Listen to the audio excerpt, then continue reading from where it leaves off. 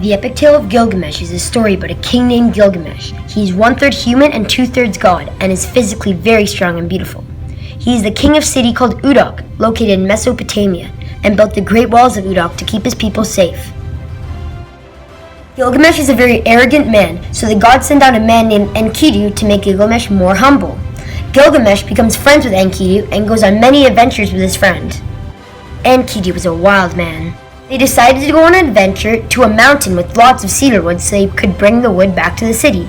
They also went there to try and defeat this demon named Hawawa that was very big. When they arrived and started breaking the trees, Hawawa appeared and he was angry. Gilgamesh called on the sun god for protection, and the sun god helped them and held Hawawa so he couldn't move. Gilgamesh killed Hawawa, and then he and Enkidu got the best cedar trees.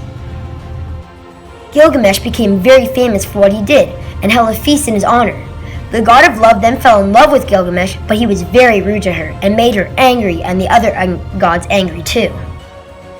Soon later, Enkidu fell ill and died. Gilgamesh wanted to be immortal so he would never die, so he set on a journey to find a man named Ziusudra. Gilgamesh hoped he knew the secret to immortality. Gilgamesh crossed the ocean and found Ziusudra, but sadly Ziusudra couldn't help. Then after, Gilgamesh came back home wiser. As he looked at his city he spent his whole life building. He then realized it's better to do good things for the time he has to live instead of worrying about never dying. The end.